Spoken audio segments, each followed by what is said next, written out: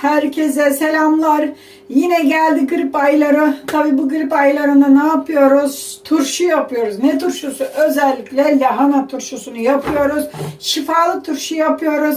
Grip hastalığına birebir iyi gelen turşu yapacağız arkadaşlar. Bidonumu hazırladım. Şöyle bidonu kuracağım. Lahanam burada. Birazını sarma olarak değerlendirdim ve diğer kalan bölümünü de turşu yapacağım. Hemen başlayalım. Sağlıklı, şifalı turşumuzu hazırlamaya. Lahanamızı hemen parçalıyoruz. Evet, bugün çok sağlıklı bir turşu tarifi vereceğim. Herkes yapsın. Probiyotik, hastalıklara karşı koruyucu, hastalıkları da geçirici, özellikle grip hastalığına birebir iyi gelen turşu yapacağız. Doğal, probiyotik bir turşu yapacağız arkadaşlar. Şu ortasında kalın yerine kadar parçalıyoruz. Bu kalın yeri turşuda iyi olmaz. Bunu ayıracağız. Şu orta kısmını ve diğer parçaları ya ister büyük de yapabilirsiniz bu şekilde ya da daha da küçültebilirsiniz. Bu tamamen size kalmış. Her türlü olup şöyle parçalıyoruz. Evet, ben bayağı bir küçülttüm. Tabi istediğiniz gibi yapabilirsiniz. Büyük küçük hiç fark etmez. Kafanıza göre doğrayın. Şimdi biraz suda yıkayalım bunları. İçinde böcekler falan girdiyse çıksın. Lahanalarımızı hemen yıkamak için tencereye koyuyoruz.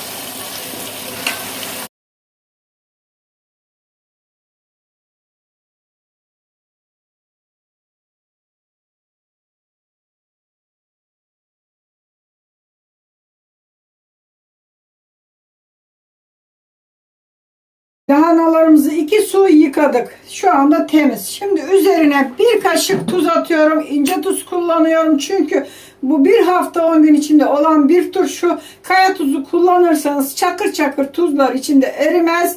Ve ağzınıza tuz gelir ve tam ekşiliğini alamaz. Onun için ince tuz kullanıyoruz. Şöyle yemeklik tuzdan 1 kaşık döküyorum. Unutmayın. Şimdilik. Hemen bunu böyle elimizle biraz ovuşturuyoruz. Bunun da sebebi bidonumuzda çok fazla yer kaplamasın. Biraz senişsin. Başka bir şey yok. Olmasanız da olur. Ama birazcık böyle yaparsanız az yer kaplar. Çok yer kaplamasın. Hemen biraz ovuşturuyoruz 1 kaşık tuzla.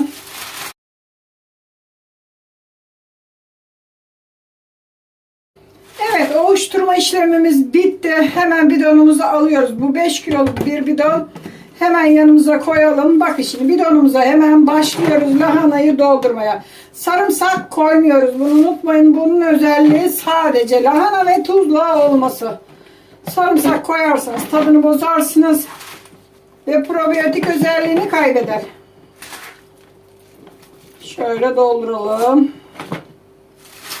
Çok yer kaplamasın diye tuzla ovuşturuyorum. İstemezseniz ovuşturmasanız da olur bu turşu. Sorun yok. Şöyle dolduruyoruz. Bakın. Şimdi ben bunu bastıra bastıra dolduracağım. Çünkü biraz bastırmamız gerek.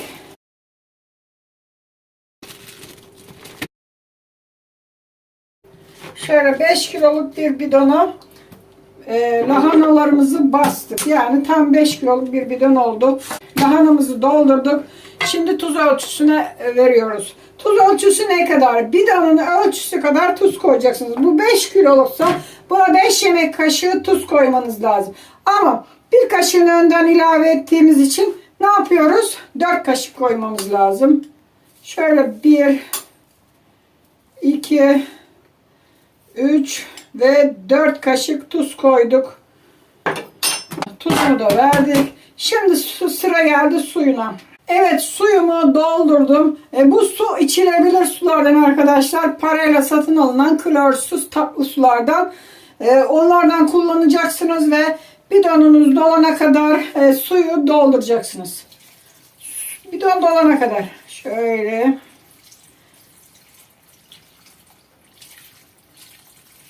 Bakın dolmadı henüz. Şuralarda kaldı. Biraz daha su getireceğim. Tekrar döküyorum biraz daha. Bidonun dolması lazım. Kuruda kalmaması lazım. Şöyle bakın. Üzerine çıkana kadar Gördünüz mü? Suyu doldurduk. Kapağını kapattığımız zaman şu orta kısmı içine gireceği için su daha da yukarı çıkacak. Bu şekilde doldurduk. Turşumuzu hazırladık. Tatlı su kullanmak istemeyenler, paralı hani vermek istemeyenler için de klorlu suyu kaynatın, soğutun. O şekilde kullanın. Şimdi bu hazır. Bakın şimdi bu hazır. Olmaz diye tereddütte kalmayın.